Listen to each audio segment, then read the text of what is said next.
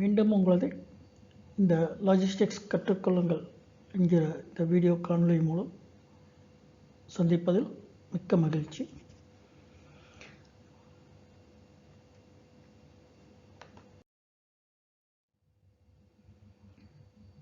இப்பொழுது போக்குவரத்தில் நம்ம பல வகையான போக்குவரத்துகளை பார்த்தோம். இப்பொழுது கேபிள் போக்குவரத்து, அதாவது ரோப்வேஸ்ன்னு சொல்லக்கூடிய இது, அப்புறம் கேபிள் கார்கள், இவற்றை சம்பந்தமாக பார்ப்போம்.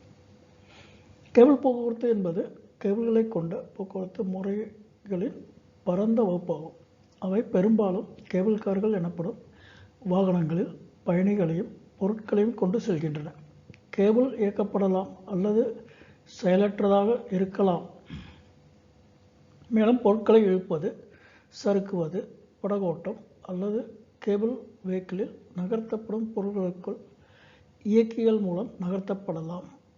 பயன்படுத்த கப்பிகளிலிருந்து மற்றும் சுமைகள் கீழும் நகரும் சமநிலைப்படுத்தும் கேபிள் போக்குவரத்து பொதுவான கூறுகள் உள்ளன. அவை பெரும்பாலும் மலைப்பகுதிகளில் பயன்படுத்தப்படுகின்றன. அங்கு கேபிள் இழுத்துச் செல்வது உயரத்தில் பெரிய வேறுபாடுகளை கடக்கும். கயிறு வரையப்பட்ட போக்குவரத்து கிமு 250க்கு முந்தையதாகும். தென் சீனாவில் வான்வழி ரோப்வே போக்குவரத்து அமைப்புகளில் பயன்பட்டதற்கான எடுத்துக்காட்டுகள் இதற்கு சான்றாகும். 1616ஆம் ஆண்டில் இரு கேபிள் பயணிகள் ரோப்வேயை வடிவமைத்த வெனிஸ் பாஸ்டோ வெரன்சியோ என்பவரால் பயன்படுத்தப்பட்ட முதலில் பதிவு செய்யப்பட்ட இயந்திர ரோப்வே ஆகும். 1644ஆம் ஆண்டில் டச்சுக்காரர் ஆடம் வைபே முதல் செயல்பாட்டு முறையை கட்டியதாக இந்த தொழில் பொதுவாக கருதுகிறது. இந்த தொழில்நுட்பம் மேலும் வாழும் மக்களால் மேலும் மேம்படுத்தப்பட்டதாக உருவாக்கப்பட்டது. ஐரோப்பாவின் ஆல்பைன் பகுதிகள் கம்பி, கயிறு மற்றும் மின்சார இயக்கத்தின் வருகையுடன் முன்னேறி விரிவடைந்தன.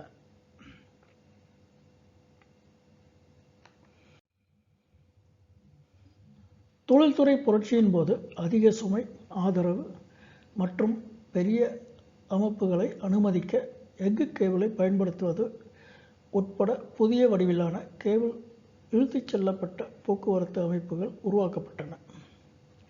ஏரியல் டிராம்வேக்கள் முதலில் 1900களில் வணிக பயணிகளை இழுத்துச் செல்ல பயன்படுத்தப்பட்டன.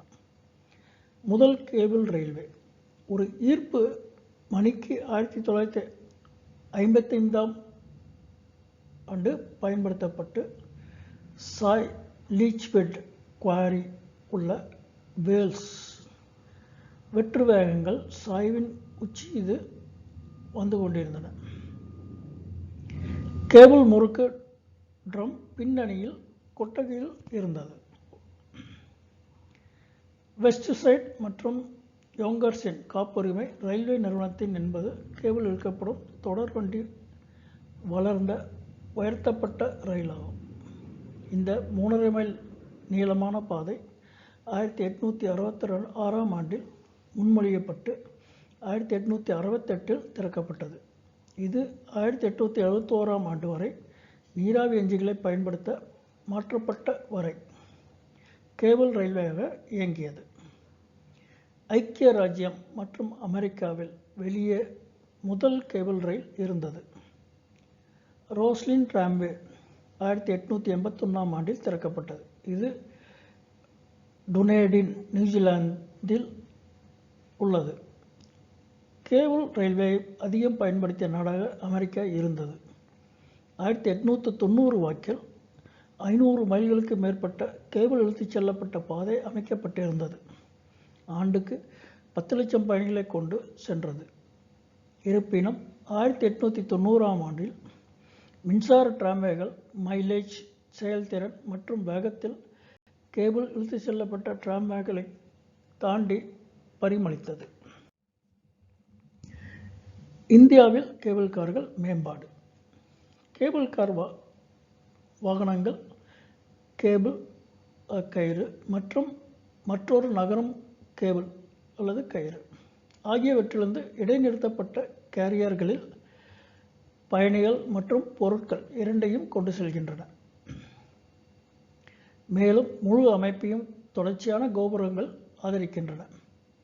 மேலும் இது மோட்டார் குறைவான மற்றும் எந்திரம் குறைவான வாகனங்கள் மற்றும் ஒரு கேபிள் அல்லது கயிறு மூலம் இழுக்கப்படுகிறது.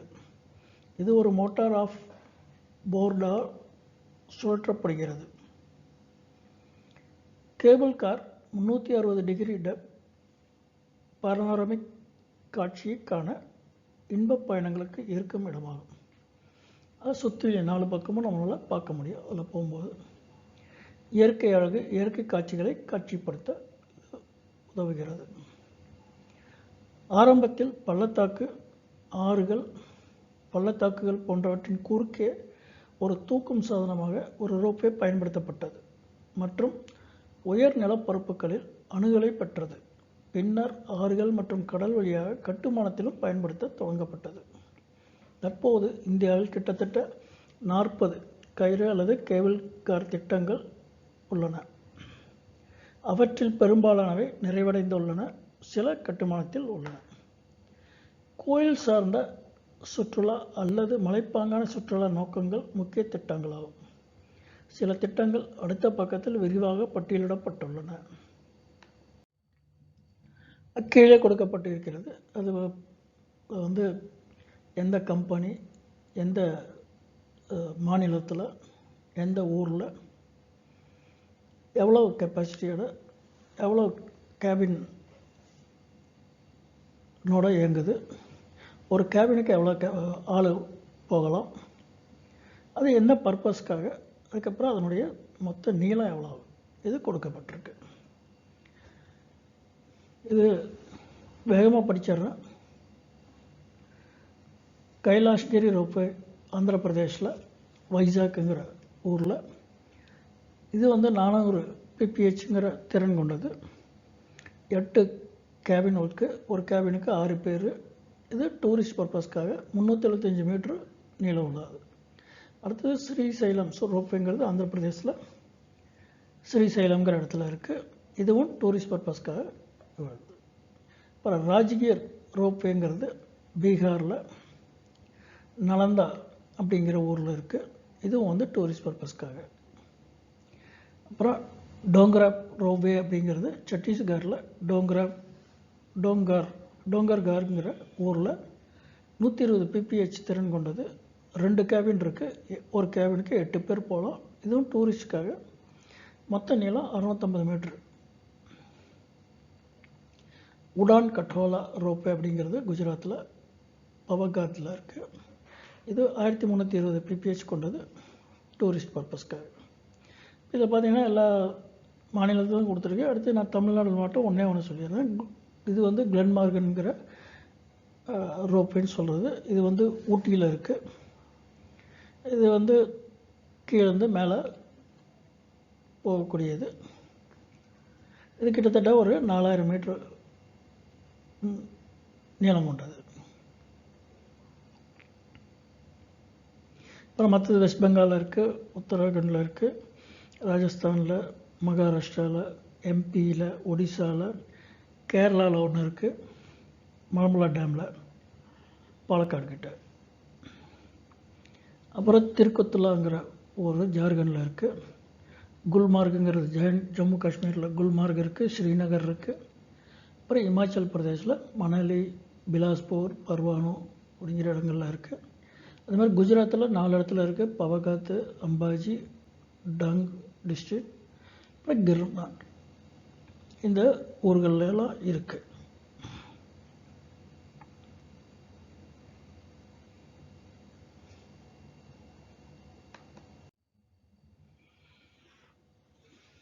இந்தியா முழுவதும் 12 முக்கிய ரோப்வே மற்றும் கேபிள் கார் அமைப்புகள் இருக்குது. அது மட்டும் நம்ம பார்ப்போம்.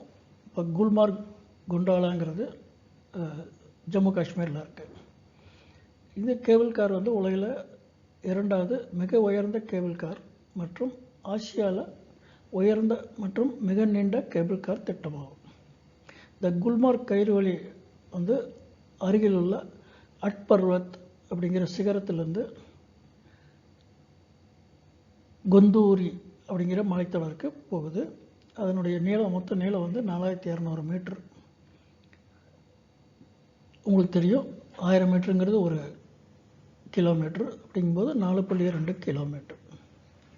இது வந்து இதனுடைய அடியில் சொல்ல போனோம்னா நீளத்தை 13,780 அடி. இது வந்து போகும்போது மலையிலேருந்து படகுகள், அப்புறம் குல்மார்க் சிகரங்கள், மலைகள் மற்றும் ஆபவத் சிகர நிலையம் இதெல்லாம் பார்க்கலாம். அடுத்தது வந்து ஆலி கேபிள் கார். இது வந்து இமயமலையில் தான் இருக்குது. இது வந்து இளைய மலைவாசஸ்தலம் மற்றும் சிறந்த குளிர்கால பருவ இடமான ஆலி அப்படிங்கிற இடத்துல இருக்குது. இந்தியாவின் மிக நீளமான கேபிள் கார் அல்லது ரோப்வேயை கொண்டுள்ளது. மொத்த நீளம் 4 கிலோமீட்டர். ஆலியின் ரோப்வே ஜோஷி மட்லிங் அப்படிங்கிற இடத்துலேருந்து ஆலி வரைக்கும் போகுது. மற்றும் இதில் வந்து பார்க்கும்போது நந்தாதேவி பனி சிகரங்கள் எல்லாமே பார்க்க முடியும். இது வந்து ரொம்ப அதிர்ச்சியூற்ற மூச்சு அடைக்கக்கூடிய ஒரு பரந்த காட்சியாகும். அது மாதிரி மணாலி ரோப்வே அப்படிங்கிறது இதுவும் இமாச்சல் பிரதேசில் மணாலிங்கிற இது ஒரு மலைவாச ஸ்தலமாகும். அங்கேருந்து சோளம் பள்ளத்தாக்கு அந்த இடத்துல தான் இது கயிறு வழி மற்றும் ஸ்கை மையம் இருக்குது. இது வந்து குளிர்காட்டு விளையாட்டு மற்றும் பாராகிளைடிங், இது பேராசூட்டிங், குதிரை சவாரி இவற்றுக்கெல்லாம் வந்து அது இந்த ரொம்ப ஈர்ப்பான ஒரு இடமாகும் சோலாங் வேலிங்கிறது. இந்த சோலாங் பள்ளத்தாக்கில் வந்து ரோப்வேல நம்ம போகும்போது பனிமூடிய மலைகள், நதி, நீரோடைகள், இந்த இயற்கை காட்சியெல்லாம் பார்க்க முடியும் நம்மளால். அதே மாதிரி ராய்காட் ரோப்வே அப்படிங்கிறது வந்து இதில் மகாராஷ்டிராவில் இருக்குது. இது வந்து சிவாஜி உருவாக்கின ராய்காட் கோட்டைக்காக போட்டிருக்கு. இது வந்து ஒரு கயிறு வழியில், இது வந்து லாப நோக்கமற்ற ஒரு முயற்சி. இந்தியாவில் இது ஒன்று மட்டும்தான் இந்த மாதிரியான லாப நோக்கம் இல்லாமல் போட்டிருக்கிற ஒரு கயிறு ரோப்வே. இது வந்து சத்ரபதி சிவாஜி மகாராஜோட தலைநகராக இருந்த ராய்காட் கோட்டைக்கு போயிட்டு வர்றதுக்காக போட்டிருக்காங்க. இது மகாராஷ்டிராவில் உள்ள மாதரன் மலைவாசஸ்தலம் அப்படிங்கிற ஒரு மற்றவருக்கு முன்மொழியப்பட்ட திட்டம். இதுவும் ஒரு இந்தியாவோட மிக நீளமான ரோப்வேயாக கருதப்படுது. துவாண்ட்ரில் ரோப்வே அப்படிங்கிறது வந்து மத்திய பிரதேசத்தில் ஜபல்பூர் நகரத்துக்கிட்ட இருக்குது. அதை பளிங்கு நகரம்னு சொல்லுவாங்க, ஜபல்பூர். இங்கே அமைந்துள்ள புகழ்பெற்ற நீர்வீழ்ச்சி துவாண்டர் நீர்வீழ்ச்சி அப்படிங்கிறது அந்த நீர்வீழ்ச்சி மேலே இது போகக்கூடிய ஒரு ரோப்வே. இதில் வந்து பார்க்கும்போது நீர்வீழ்ச்சி, பெட்காட் மார்பிள் ராக்ஸு, மார்பிள்லாம் அந்த ஊரில் நிறைய கிடைக்கக்கூடிய இடம். அதேமாதிரி நர்மதா நதி மேலே அதெல்லாம் பார்க்கலாம் நம்ம. அதே மாதிரி முசோரி கேபிள் கார். இந்த முசோரிங்கிறது வந்து நமக்கு உத்தரகாண்டில் டேராடூனுக்கு மேலே இருக்குது. இதுவும் ஒரு மலைவாச ஸ்தலம். இங்கே வந்து சுற்றுலாக்காக இது உருவாக்கப்பட்டது.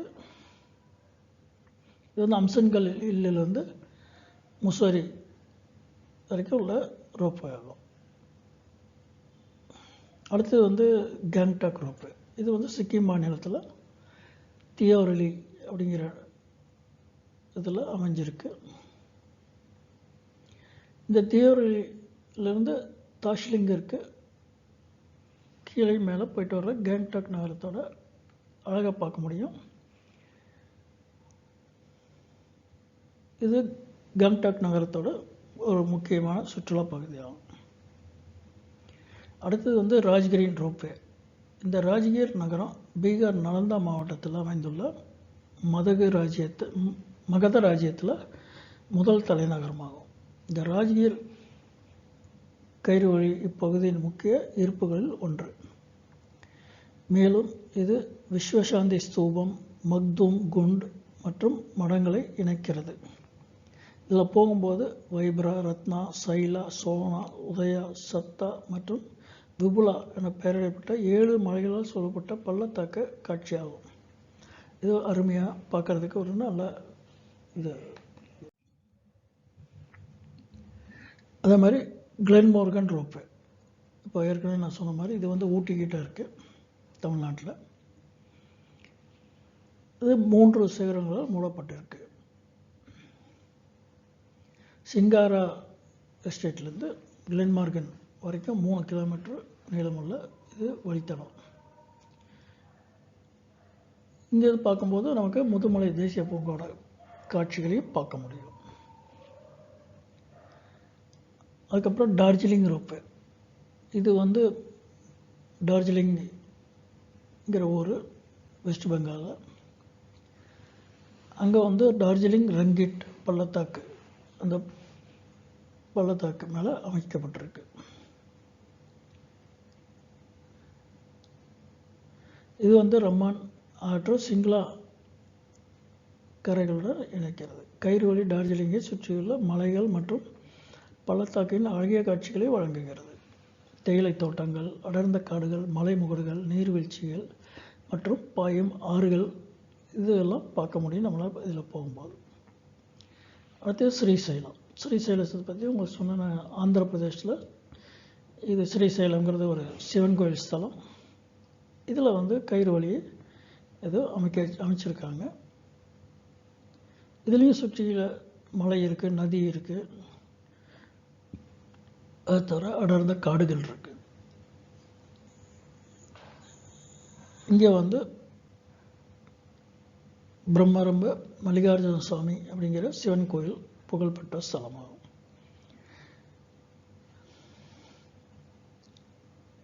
இது ஆந்திராவில் நல்ல மலைகள் அமைந்துள்ள கிருஷ்ணா ஆற்றின் குறுக்க ஸ்ரீசைலங்கிற அணையும் கட்டியிருக்காங்க. ஸோ அதெல்லாம் அந்த ரோப்பையில் பார்க்கும்போது நமக்கு பார்க்க முடியும்.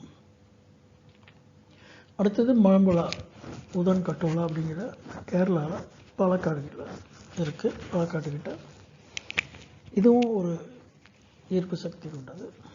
இதில் போகும்போது நம்மளால் பாம்பு பூங்கா, மழம்புழா அணை, மழம்புழா தோட்டம் மற்றும் ராக் கார்டன் ஆகியவை பார்க்க முடியும். இது இந்த அணைக்கு இணையாகவே இயங்குறது.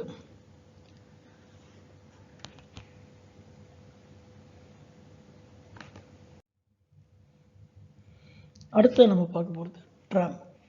இந்த ட்ராம் வழிகள்ங்கிறது இந்தியாவில் 19ஆம் நூற்றாண்டில் பிற்பகுதியில் நிறுவப்பட்டது. முதல்ல கொல்கத்தாவில் 1873 குதிரையினால் இழுக்கக்கூடிய ட்ராம்கள் அறிமுகப்படுத்தப்பட்டன. அப்புறம் 1895ஆம் ஆண்டில் சென்னையில் மின்சார ட்ராம்கள் தொடங்கின. அதுக்கப்புறம் மும்பை, பரோடா, நாசிக், கான்பூர், கேரளா, பாட்னா மற்றும் பாவ்நகர் ஆகிய இடங்கள்லாம் ட்ராம்கள் அறிமுகப்படுத்தின. இப்போ வந்து கொல்கத்தா தவிர பாக்கி எல்லாமே வந்து 1930க்கும் 1970க்கும் நடுவில் கொஞ்சம் கொஞ்சமாக எல்லாத்தையும் மூடிட்டாங்க. இப்போ கொல்கத்தா மட்டும்தான் இப்போ இருக்குது இந்திய நகரங்களில். மேற்கு வங்காளத்தில் கொல்கத்தாவில் ட்ராம்கள் கல்கத்தா ட்ராம்வேஸ் நிறுவனத்தால் இயக்கப்படுகின்றன. இது வந்து 1902ஆம் ஆண்டு முதல் இந்தியாவில் இந்தியாவின் ஒரே இயக்க ட்ராம் நெட்வொர்க் மற்றும் ஆசியாவின் மிக பழமையான ட்ராம் இயக்கமாகும். மொத்தம் 257 ட்ராம்கள் இருந்தன. அவற்றில் 125 கொல்கத்தா தெருக்களில் தினமும் இயக்கப்படுகின்றன. ஆனால் இப்போது தினமும் 35 ட்ராம்கள் மட்டுமே இயக்குகின்றன. இது ஒற்றை டெக் உள்ள ட்ராம் கார்கள். இது வந்து ஒன்றில் வந்து 60 பேர் அமர்ந்து செல்ல முடியும். ஆனால் மொத்தமாக 200 பயணிகள் தான் மேக்சிமம் போக முடியும். இந்தியாவில் முதல்ல குதிரை இழுக்கும் ட்ராம்கள் 1873 பிப்ரவரி 24 அன்று சீல்டா மற்றும் ஆர்மீனியா காட் தெருவுக்கு இடையில் 2.4 மைல் தூரம் தான் ஓட்டினாங்க. அந்த ஆண்டு நவம்பர் 20ஆம் தேதி இந்த சேவை நிறுத்தப்பட்டது. கல்கத்தா டிராம்வே நிறுவனம் 1880 டிசம்பர் 22 அன்று லண்டனில் உருவாக்கப்பட்டது மற்றும் பதிவு செய்யப்பட்டது. மீட்டர் கேஜ் குதிரை இழுக்கும் டிராம் தடங்கள் சீல்டாவிலிருந்து ஆர்மினா கேட் வரை போபஜார் தெரு, டலோசி சதுக்கம் மற்றும் ஸ்ட்ராண்ட் சாலை வழியாக அமைக்கப்பட்டன. இந்த வழியை வைஸ்ராய் ரிப்பன் நவம்பர் 1, 1880 திறந்து வைத்தார். 1882ஆம் ஆண்டில் டிராம் கார்களை இழுத்துச் செல்ல நீராவி என்ஜின்கள் சோதனை முறையில் பயன்படுத்தப்பட்டன. 19ஆம் நூற்றாண்டின் இறுதியில் நிறுவனம் 166 டிராம் கார்கள், 1000 குதிரைகள், 7 நீராவி என்ஜின்கள் மற்றும் 19 மைல் டிராம் ட்ராக்குகளை வைத்திருந்தது. 1900ஆம் ஆண்டில் டிராம்வேயின் மின்மயமாக்கல் மற்றும் அதன் தடங்களை 4 அடி 8½ இன்ச்சாக நிலையான பாதையாக புனரமைத்தல் தொடங்கப்பட்டது.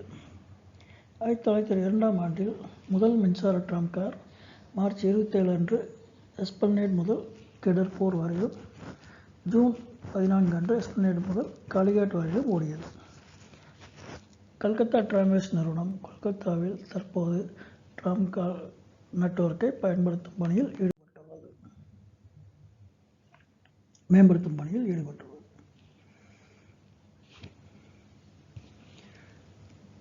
முடிவுரையாக, இயற்கையான தடைகள், வானிலை காலநிலை நிலைமைகள், மலைப்பாங்கான நிலப்பரப்புகள் போன்றவற்றை கடக்க புவியியல் கட்டுப்பாட்டு பகுதிகள் போன்ற குறிப்பிட்ட நிலைமைகளில் செயல்திறனுக்கான குறிப்பிட்ட தொழில்நுட்பங்கள் தேவைப்படும் வளர்ந்த நாடுகளில் கேபிள் கார் பயன்படுத்தப்படுகிறது.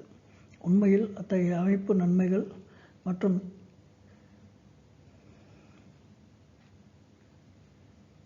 வரம்புகள் இரண்டையும் கொண்டுள்ளது, ஆனால் வழக்கமான பொது போக்குவரத்து இயக்கப்படாத திறமையான இயக்கத்தை வழங்குகிறது.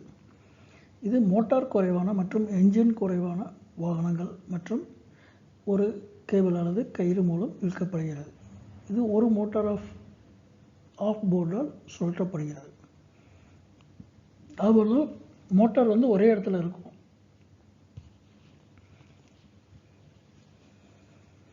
பேன் இந்தியாவில் இந்த ரோப்வே கேபிள் கார்களை பயன்படுத்தி இந்தியாவில் நிறைய திட்டங்கள் உள்ளன. இந்த திட்டத்தில் பட்டியலிடப்பட்ட மற்றும் விளக்கப்பட்ட சில திட்டங்கள் தவிர சில கோயில்கள் மற்றும் பிற சுற்றுலா இடங்களில் சிறிய அளவில் திட்டங்கள் உள்ளன. டிராம்வே ஓவர்ஹெட் கேபிள்களால் மின்சாரம் மூலம் இயக்கப்படும் பயணிகள் வாகனம் மற்றும் பொது சாலையில் அமைக்கப்பட்ட தண்டவாளங்களில் ஓடுகிறது. தற்போது இந்தியாவில் டிராம்கள் கொல்கத்தாவில் மட்டுமே ஓடுகிறது. நன்றி நண்பர்களே, உங்கள் கருத்துக்கள் வரவேற்கப்படுகின்றன. நீங்கள் அனுப்புவீர்கள் என்று நம்புகிறேன். மேற்குறிப்பிட்ட மின்னஞ்சல் logisticsari2020@gmail.com நீங்கள் அனுப்பலாம். இதிலிருந்து நீங்கள் கொஞ்சமாவது நன்மை அடைந்திருப்பீர்கள் என்று எதிர்பார்க்கிறேன். மீண்டும் அடுத்த வீடியோவில் சந்திக்கலாம். நன்றி. உங்களுக்கு மேலும் தகவல் தர இந்த யூடியூப் சேனலை சப்ஸ்கிரைப் செய்யுமாறு கேட்டுக்கொள்கிறேன். நன்றி நண்பர்களே, வணக்கம்.